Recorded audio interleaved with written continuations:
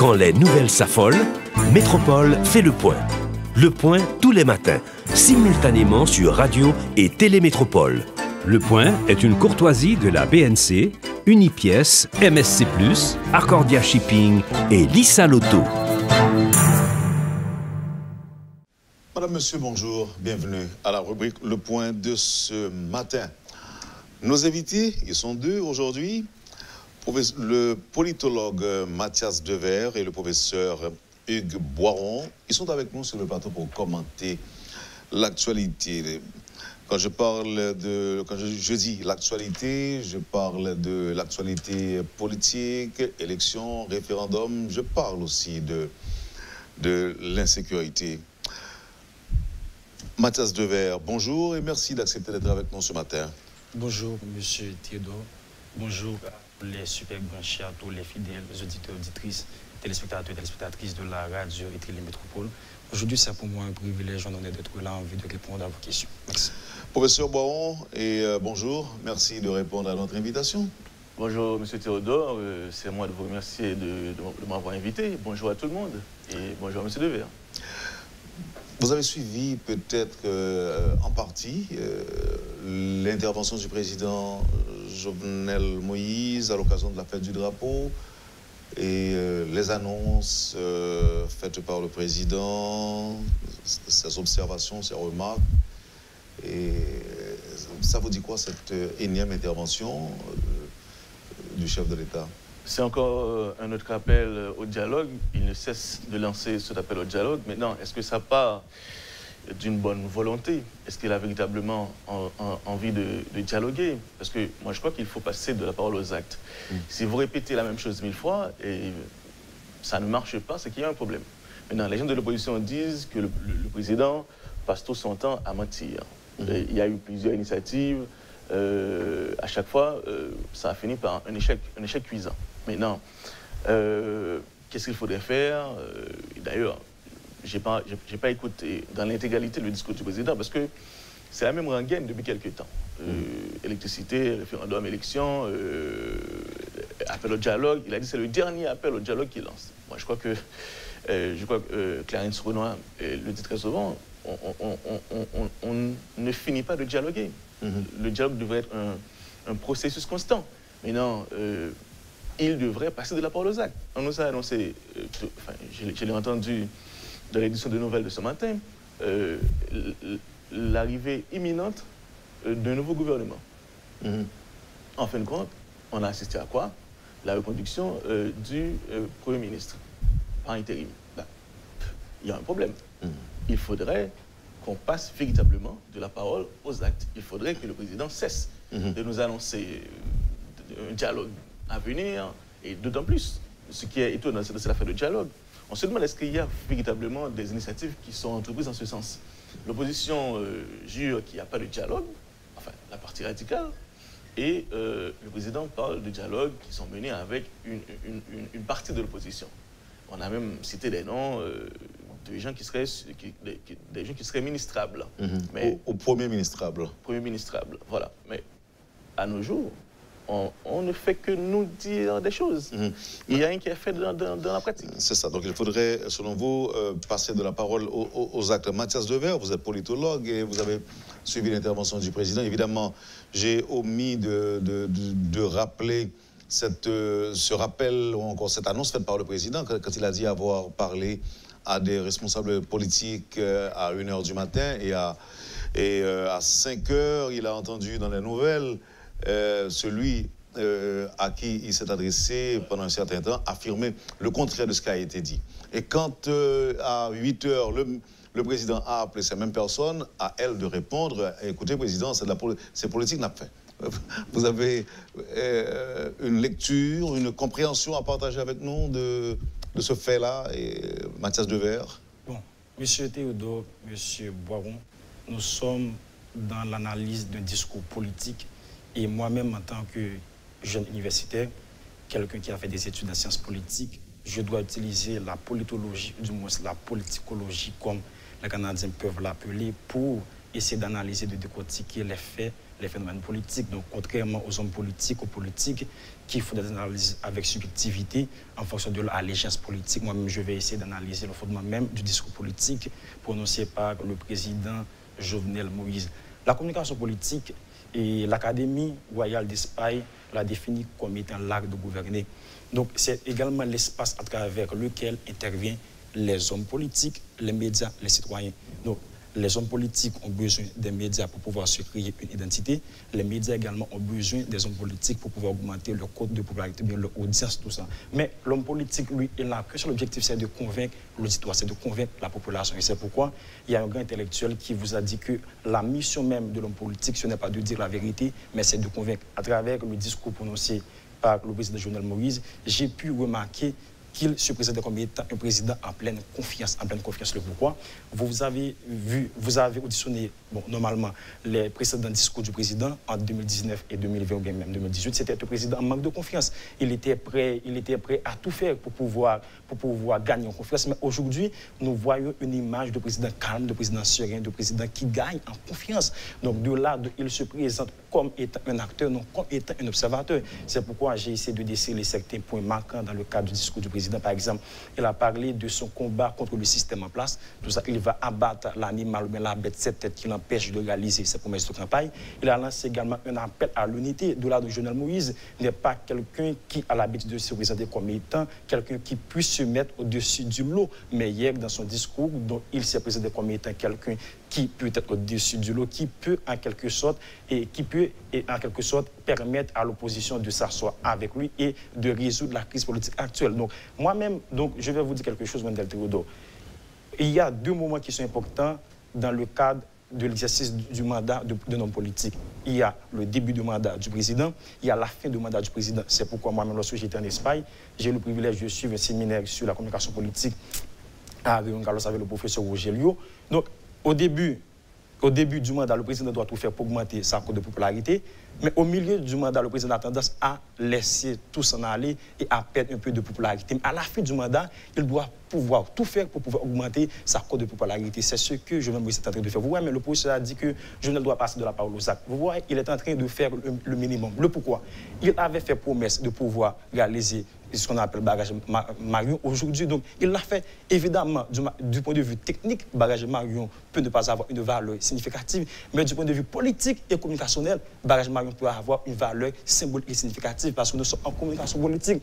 La communication politique marche de pair avec la propagande. Et la propagande, ce n'est pas le fait de dire la vérité, mais c'est le fait de persuader, c'est le fait d'enlever l'esprit critique même de l'individu.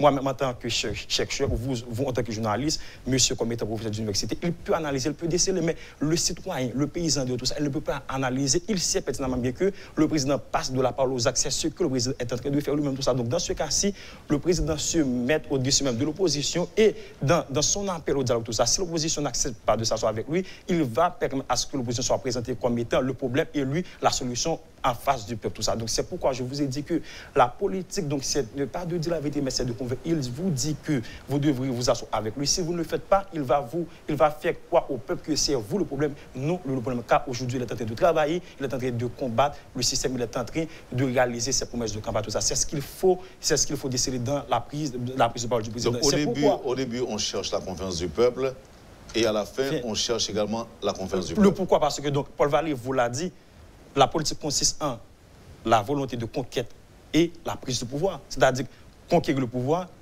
et préserver le pouvoir. Mais dans ce cas, il ne faut pas avoir uniquement... Il y a aussi une question de bilan. Mais c'est ça. Donc, vous avez fait allusion au barrage Marion. Oui. Et là, à vous entendre parler, c'était le seul point, à part les réalisations liées à l'énergie électrique. Oui. Parce que quand même, le bilan est aussi important.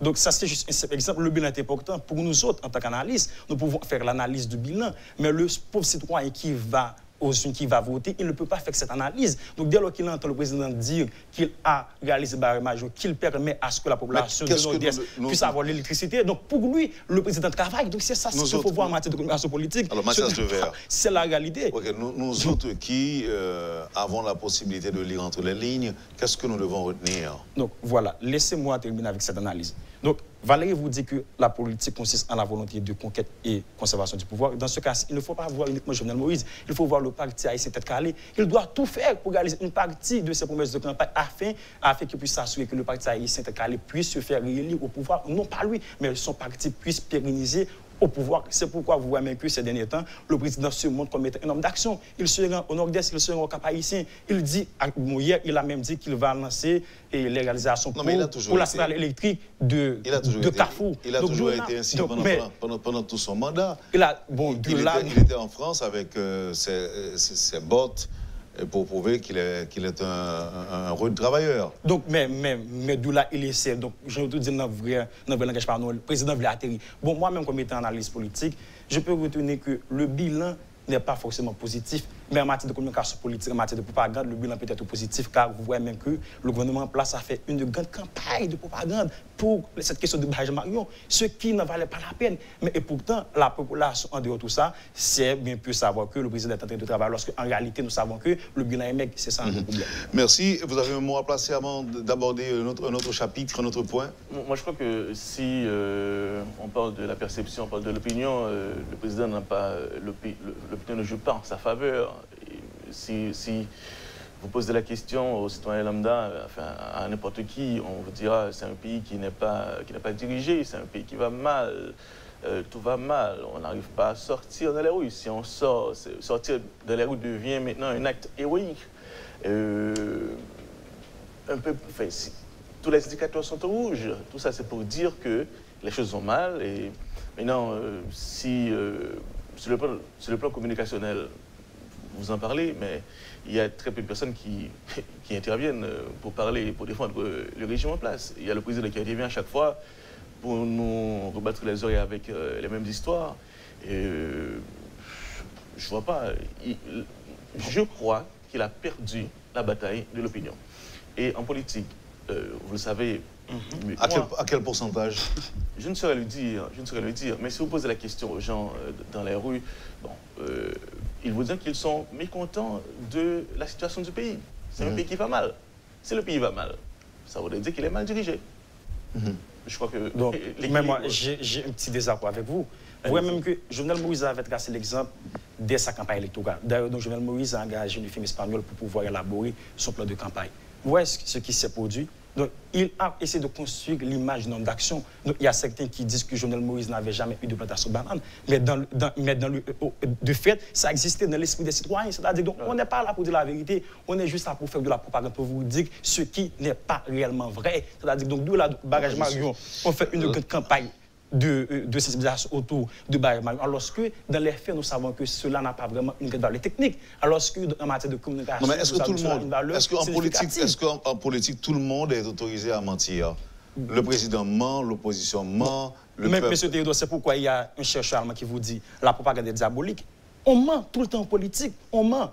On dit ce qu'on réalise alors que ce n'est pas la réalité, c'est pas vrai, ce n'est pas la vérité, c'est là le problème en matière de communication. C'est pourquoi j'ai un petit désaccord avec vous. Bon, laissez-moi vous dire également. Vous dites si on demande à un citoyen lambda, si le président est légitime, tout ça, qu'est-ce qu'il va répondre? Pas légitime, mais donc si le pays est bien géré, le citoyen là, il n'est pas habilité à répondre à ce genre de questions. Je vais vous dire pourquoi. Parce qu'il donc laissez-moi terminer. Il y a deux grandes théories en matière de communication politique.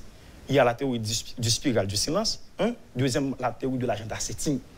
La théorie de l'agenda setting est très fragile en matière de communication politique. Qu'est-ce que la théorie de l'agenda setting? Ce sont les médias qui vous disent quels sont les points forts de l'actualité. Par exemple, aujourd'hui, nous savons tous que le problème d'Haïti, c'est le problème de l'insécurité, alors que ce n'est pas vrai. Il y a d'autres problèmes également qui sont fondamentaux, mais les médias ne mettent pas les projecteurs sur ces problèmes qui sont fondamentaux et les problèmes environnementaux et d'autres problèmes encore qu'il y a dans le pays, tout ça. Donc, ne sont-ils pas fondamentaux? Mais aujourd'hui, tout le monde parle de... Vous feriez mieux de dire que les médias apportent les nouvelles que leurs auditeurs ou téléspectateurs souhaitent entendre ou regarder. C'est ça. Lorsqu'il y a des problèmes fondamentaux, on ne ment pas. On ne ment pas. On ne ment pas dans les nouvelles, encore moins dans les titres. Qui sont cruciaux dans la société. Donc, vous voyez même que lorsque le président allait inaugurer barrage Marion, qu'est-ce qui s'est produit? Tous les médias de la capitale se sont rendus à Nord-Est pour pouvoir couvrir l'événement. De là, le citoyen qui visionnent les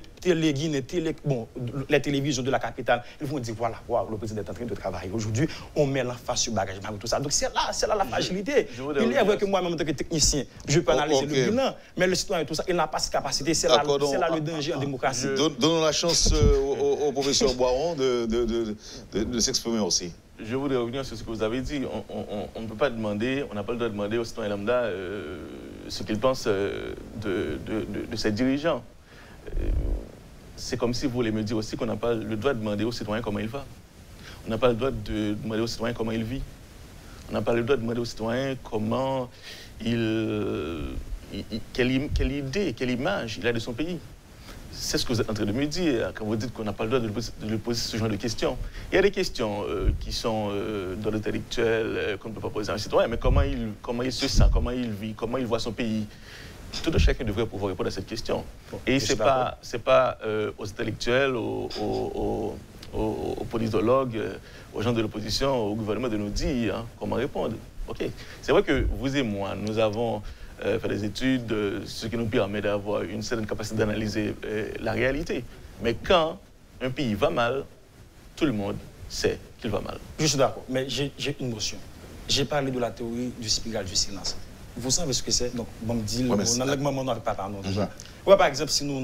J'allais vous dire que la théorie c'est pas le fait c'est une invention. Non, mais laissez-moi prendre un exemple pratique concret.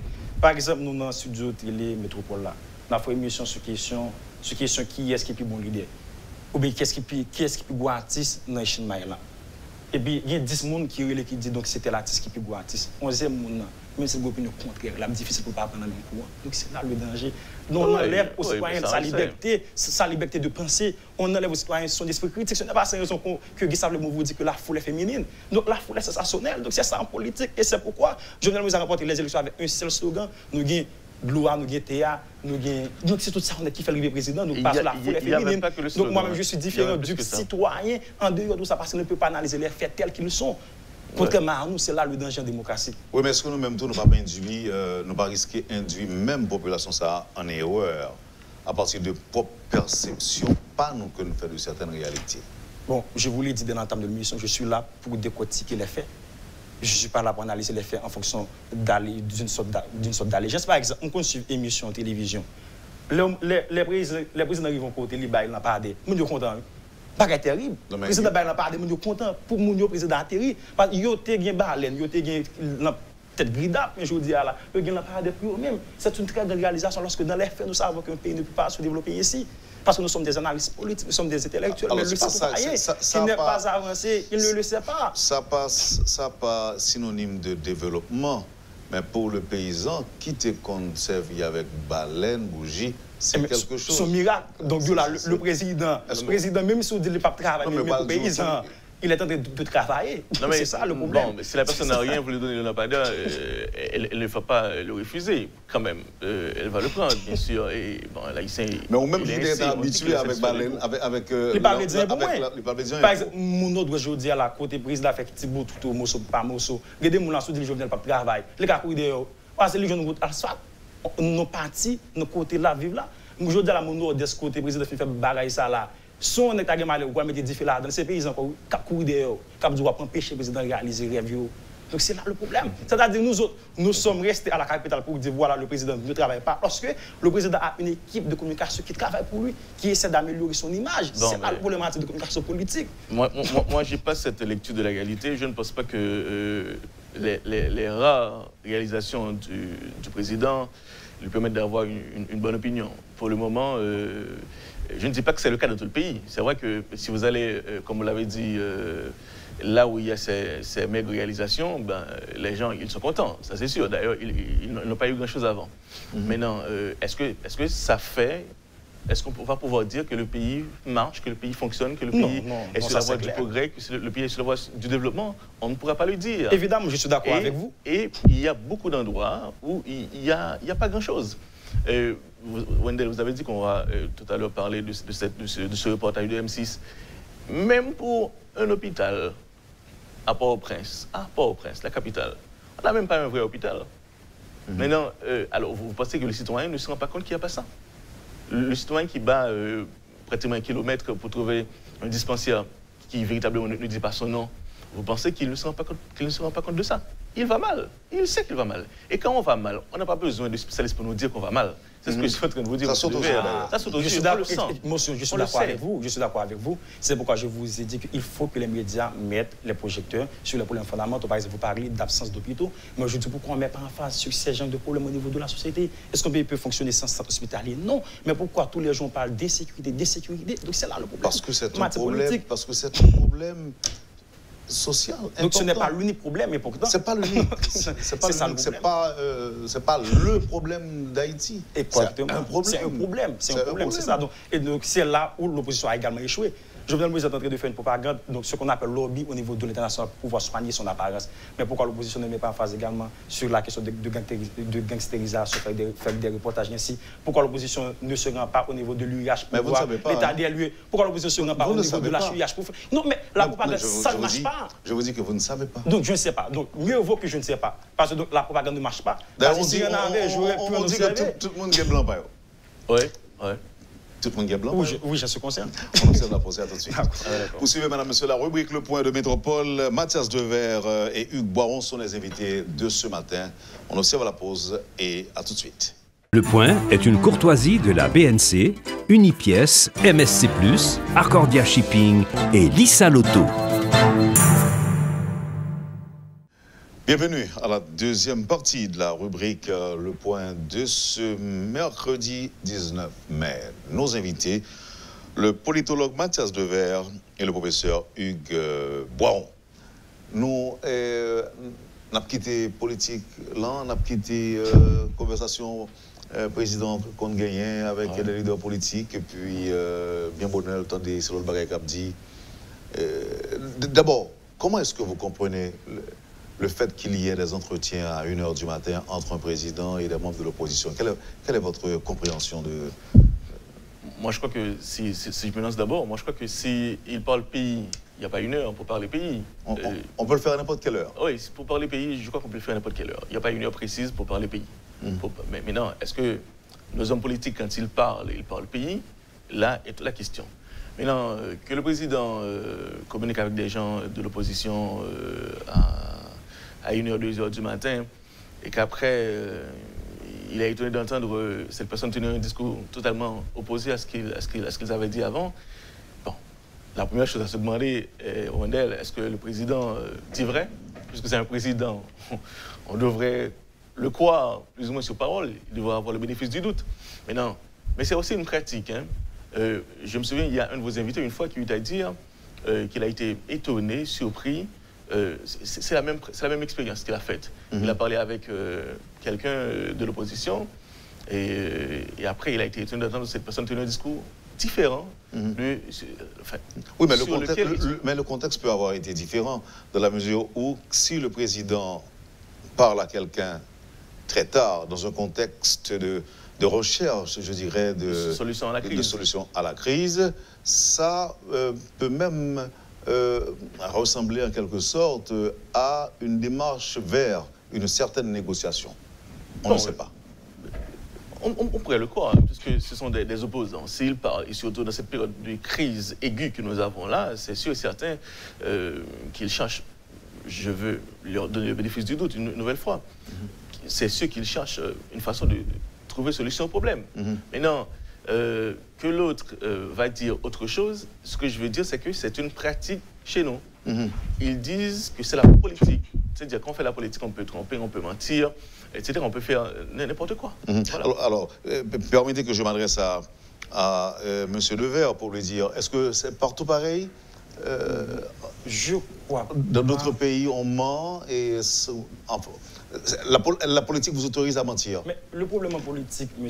Théodore, comme je venais de vous le dire, c'est qu'il ne s'agit pas de dire la vérité, mais il s'agit surtout de convaincre. Et c'est pourquoi vous voyez que les leaders politiques, même des pays avancés, ils sont tout le temps en train de créer des événements pour pouvoir se construire une meilleure image. C'est-à-dire, donc, on n'est pas là pour dire la vérité, mais on est là pour convaincre ou bien pour persuader la population, pour persuader le peuple. Mais en matière de sûreté de l'État, donc, on peut se permettre le fait de se parler à 1h du matin, tout ça. Donc, dès lors qu'il y a que la sécurité de l'État est mise en péril. Mais il y a également un chercheur qui vous a dit que c'est bien René Martin Dufage qui vous dit que la politique, c'est le domaine des choses concrètes. Donc, si le président, s'il y a une crise, s'il y a un problème, le président René du matin, il n'y a pas de problème. Dès lors qu'on discute des questions pays. Mais le problème, monsieur le professeur Boiron et également monsieur Théodore, c'est que dans la logique machiavélique des choses en matière politique, c'est la fin qui justifie les moyens. Même si l'on ment, ce n'est pas un problème. Il suffit que même si on tue aussi, c'est pas un problème. Il suffit que vous réalisez l'objectif. Dans la logique de Machiavel. C'est pourquoi vous voyez même que les hommes politiques haïtiens ont toujours tendance à mentir tout le temps. Ça parce qu'ils essaient donc d'atteindre l'objectif de réaliser le rêve, tout ça. Donc c'est ça le problème en politique, tout ça. Maintenant, voyons pour les élections. Le référendum, avez-vous décelé le nœud gordien? Mais juste avant, monsieur Théodore, lorsque je parle de mensonge, le problème n'est pas uniquement du côté de l'opposition. Le président a également menti dans son allocution.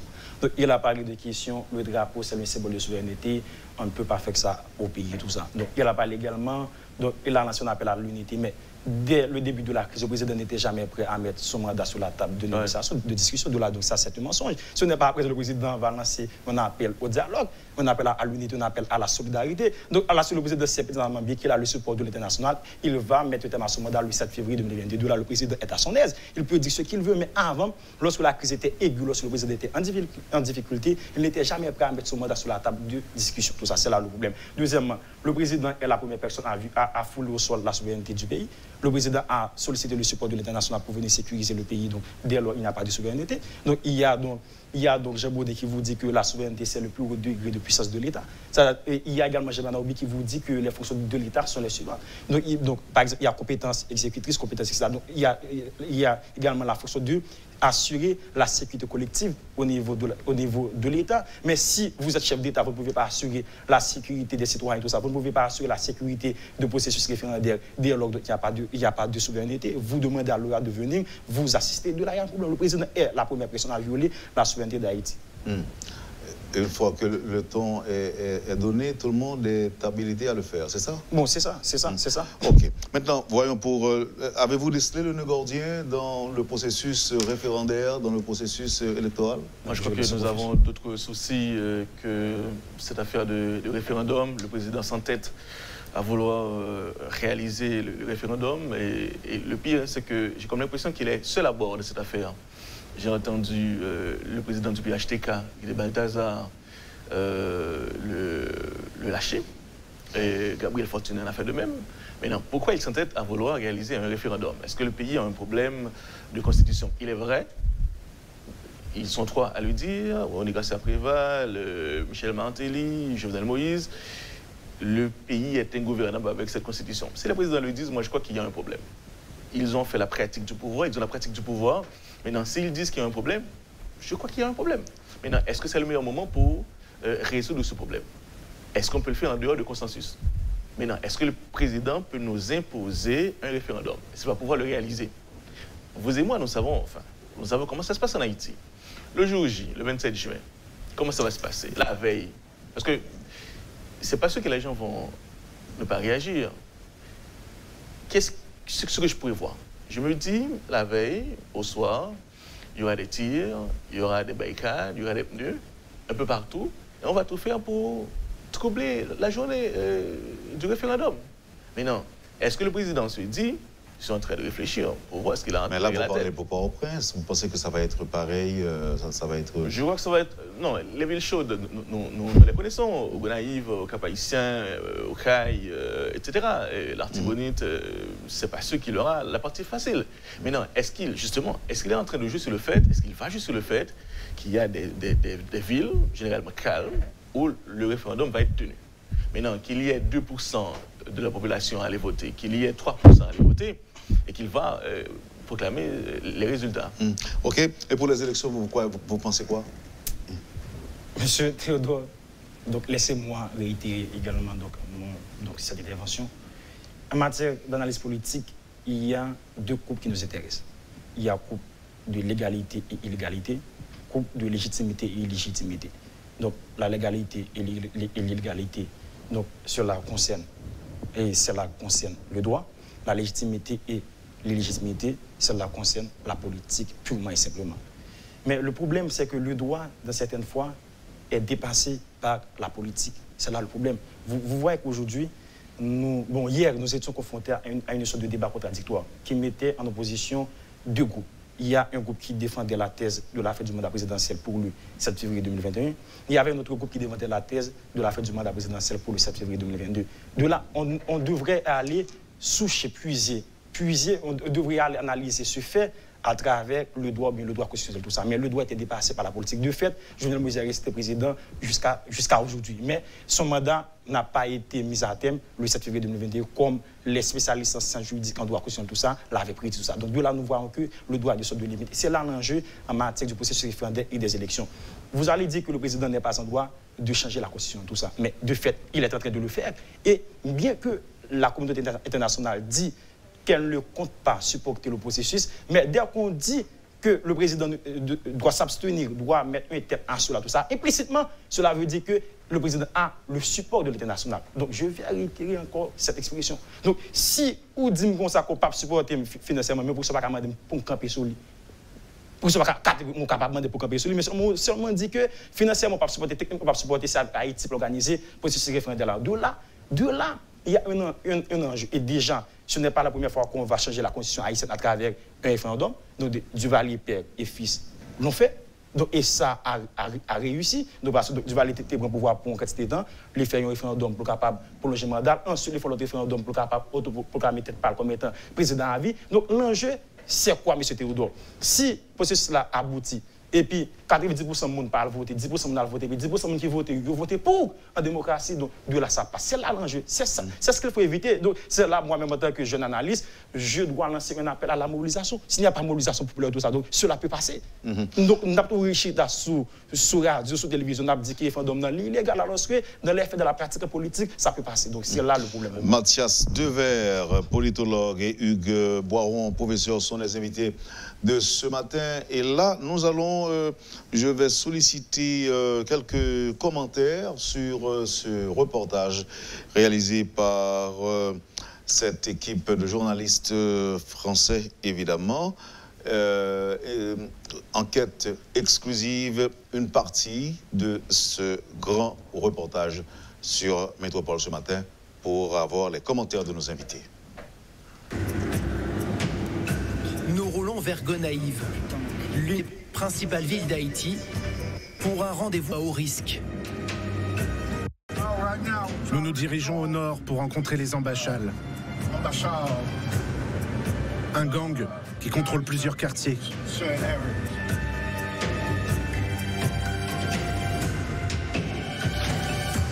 En plein centre-ville, deux hommes armés de fusils d'assaut sont venus nous chercher. La scène est surréaliste. Ils discutent tranquillement devant des passants à peine étonnés. Et ils tiennent à nous montrer que leurs armes ne sont pas des jouets.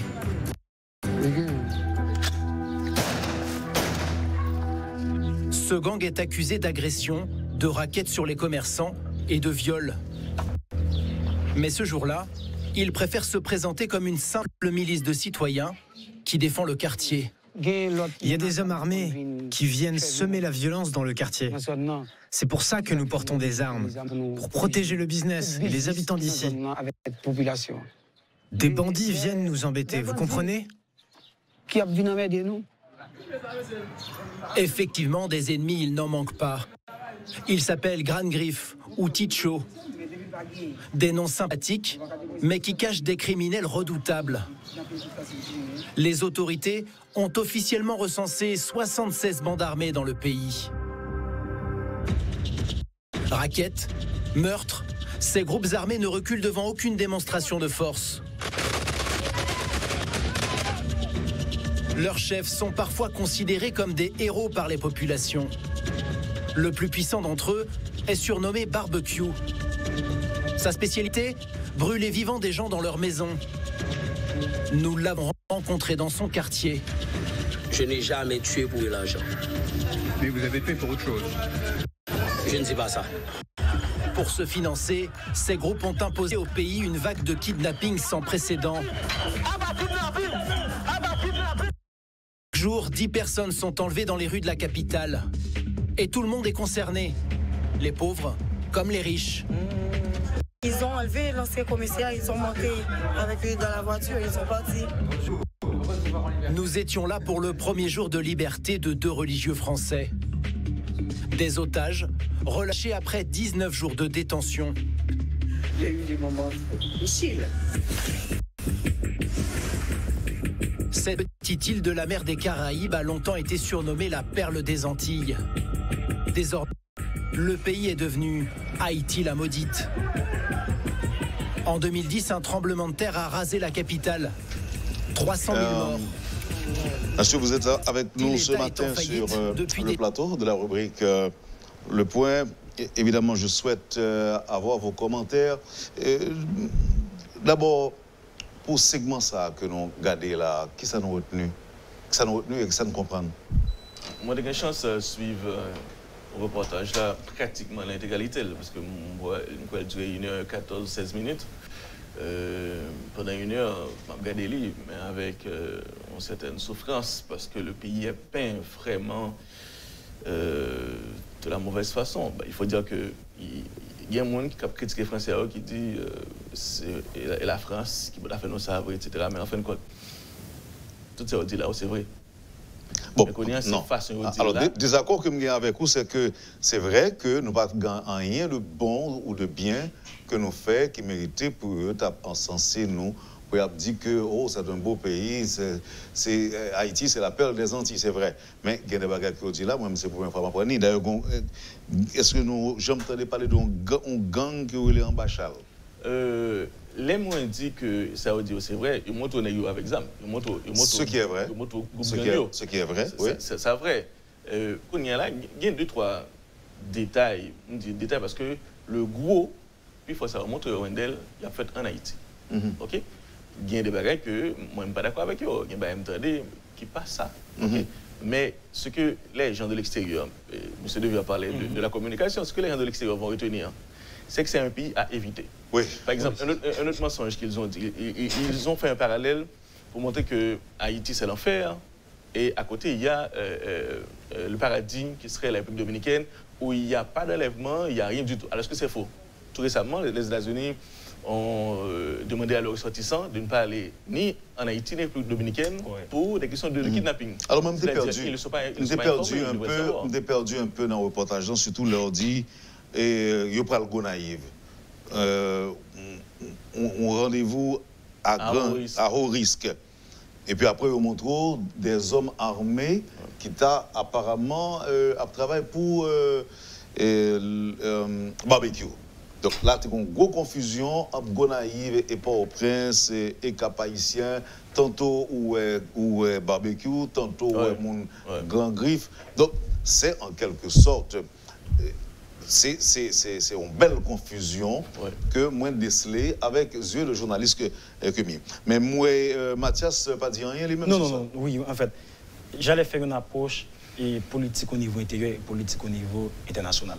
Politique au niveau intérieur. Donc, cette vidéo essaie de mettre à nu le système sécuritaire d'Haïti. Donc, il est clair aujourd'hui que le pays n'est pas dirigé, le pays n'est pas gouverné, il n'y a pas d'administration publique au niveau d'Haïti. Donc, la première fonction même de l'État, c'est d'établir l'ordre et la sécurité au niveau de son territoire. Donc, dès lors que l'État n'est pas capable d'établir l'ordre et la sécurité, donc cet État-là n'existe pas. Donc, et c'est pourquoi Max Weber, donc, à travers son ouvrage Capital, c'est que le savant et le politique vous dit que ce qui distingue l'État des autres groupes au niveau de la société, c'est le monopole de la violence physique légitime. Donc, dès lors que le monopole de la violence physique légitime échappe à l'État, l'État n'est plus de fait. Donc, de là, cette vidéo, c'est une sorte de mise à nu du système sécuritaire d'Haïti. Mais le problème, c'est un problème beaucoup plus structurel lorsque les autorités étatiques l'abordent dans un sens factuel. Tout ça. Donc, dès lors qu'on aborde un problème structurel de manière factuelle, cela ne peut aboutir à aucun résultat concret, à aucun résultat efficace. Tout ça. Donc, de là, et deuxièmement, il y a également un autre problème. On essaie d'assimiler la question de sécurité à une sorte de propagande. Donc, dès lors qu'on est arrivé à une sorte de situation pareille, tout ça, donc on est en tout sauf dans un état de droit. Donc, le pourquoi? Je me souviens de l'intervention du ministre de la Communication qui a dit que le président mettait fin à toute question de gang dans le pays, tout ça. Donc, gang de presse n'a pas existé. Alors que, donc, une semaine après, donc, on a séquestré donc, des religieux, on a assassiné des gens de la capitale, tout ça. Donc de là, nous voyons que même l'État est en train de mentir au peuple. Donc il est vrai que mentir est bon certaines fois politique, mais de là à dépasser les bons, à mentir, ce qui a travers la question sécuritaire, cela fait problème. Car donc, le président américain, lui, il ne va pas mentir en matière de sécurité des États-Unis. Le président américain, lui, il ne va pas mentir en matière de défense des États-Unis. Donc dès lors que vous êtes homme politique, vous êtes arrivé à un point où vous mentez à votre population en matière de sa sécurité, ça c'est grave. Donc ça c'est au niveau éthique, tout ça. Donc deuxième niveau, au niveau international.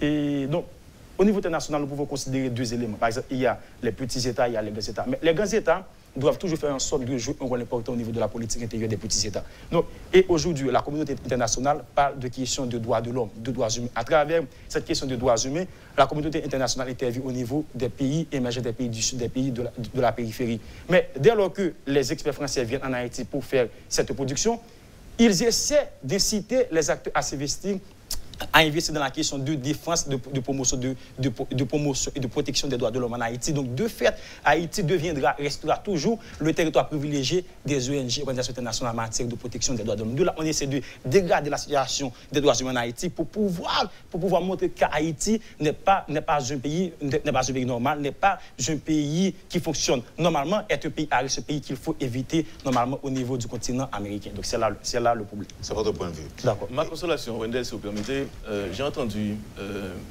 dans ce reportage deux ou trois Français, Pierre Michel, il y a une dame qui tient un restaurant à Jacmel, et il y a une dame qui travaille dans une ONG en Haïti.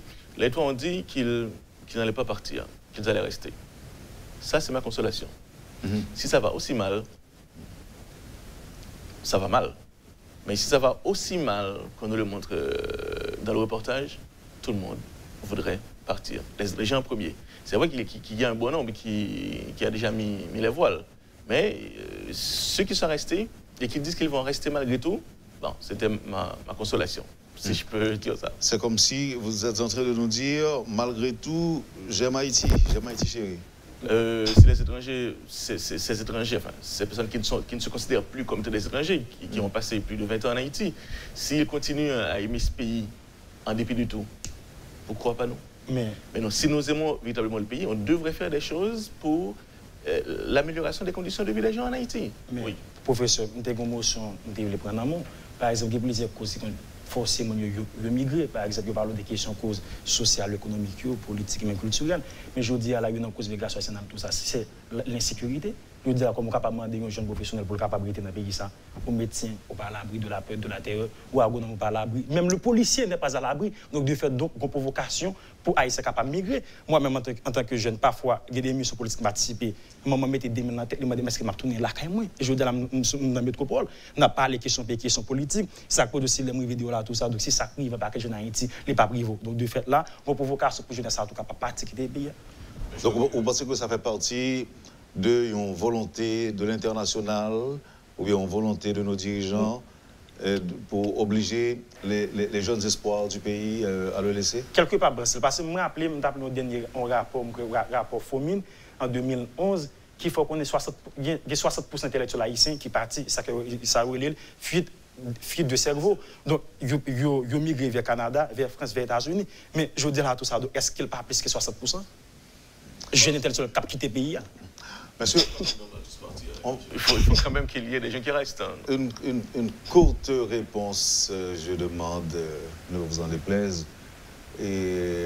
D'abord, il y a une remarque d'un auditeur, et je vais l'utiliser pour vous poser une question. Cette documentaire par la France est une honte nationale et internationale pour tous les Haïtiens. Il faut apprendre que dans n'importe quel pays où les étrangers arrivent, ils ont donné des armes aux gens du pays. Pourquoi les étrangers sont libres de parler avec les gangs et les journalistes haïtiens ne peuvent pas? Non, je ne dirais pas cela ainsi. D'ailleurs, les journalistes français ont été introduits par des journalistes haïtiens. Pendant le reportage, il y a deux journalistes haïtiens qui ont l'habitude de parler avec l'un des bandits notoires du pays. Et on l'a entendu, ce sont ces journalistes haïtiens qui ont l'habitude de parler aux bandits qui ont introduit les journalistes français. Les journalistes qui ont l'habitude de parler aux bandits, vous avez dit? Oui, en longueur de journée. On a l'habitude de les entendre à la radio. Oui, vous avez une réponse à ça? Moi-même, au niveau qui est plus haut. il est capable même d'autres diplomatiques. Par exemple, Agence France Presse pas intervenir au niveau de l'État sans qu'il ait pas d'autorisation. On est capable de divulguer une vidéo pareille. Donc, parce que les journalistes qui sont sortis en France, ils passent par le canal diplomatique. Qui est-ce qui a accrédité le vote Haïti? Est-ce que c'est pas le ministère des Affaires étrangères en fait qui a accrédité? Parce qu'il faut qu'il y ait une accréditation pour venir faire ça. Deuxièmement, on fait une entrée sur le territoire national là, tout ça. Donc, qui est-ce qui a l'autorisation pour nous, non lieu Paris, tout ça, pour capable faire interview avec des bandits? Troisième niveau, qui est-ce qui autorise pour capable publier une telle vidéo? Donc, de là, donc, bon, nécessaire pour capable mettre en question qui implication de l'État dans ça qui passe. Journaliste, bon, formation journaliste, depuis que dans le pays, l'État n'a pas un contrôle de ça. Mais ce sont des journalistes étrangers. Donc, au canal diplomatique, parce qu'il faut une mission. On ne peut pas rentrer sur le territoire national sans mission. Non, pas nécessairement, mais on fait des routes. Parce qu'il y a au courant d'entre les journalistes qui ça a venu faire. Non, mais ils n'ont pas le contrôle. Même dans les pays les plus sérieux où il y a un système de sécurité qui est mis en place, les gens s'arrangent pour aller. Une émotion. Est-ce que vous connaissez des pays sur la terre qui développent? Pourtant, il y a pas de zones. Moi-même, j'étais en Espagne. L'espagne, c'est un bel pays. Il y a des deuxième destination touristique dans le monde. Mais il y a des quartiers d'Espagne qui sont plus mal passés à Haïti. Même les médias n'ont pas jamais été projetés dans ça. C'est politique pays. Donc, pour ça, Haïti va avoir politique tout. Tout le temps, des étrangers viennent dans le pays, c'est toujours ces côtés pas bon, il y a vente. Bon, là, c'est le travail qui m'a été pour faire. C'est le monde qui mène. Correctement, c'est ça. Donc, c'est ça. Messieurs, c'est un plaisir pour nous détendre. Merci infiniment de disponibilité. Nous, Mathias Devers et Hugues Boiron. Merci pour compréhension que nous partageons avec le public de Métropole. Éclairage, nous tous, mais espérons que nous parlons l'autre l'heure. C'était vraiment un plaisir pour me recevoir le matin. Merci. Merci à tous. Vous avez suivi, madame, monsieur, la rubrique Le Point de ce matin. Le politologue Mathias Devers et le professeur Hugues Boiron étaient les invités de la rubrique Le Point de ce matin. Passez une excellente journée avec nous et à demain. Quand les nouvelles s'affolent, Métropole fait le point. Le point tous les matins, simultanément sur Radio et Télémétropole. Le Point est une courtoisie de la BNC, Unipièce, MSC+, Arcordia Shipping et Lisa Lotto.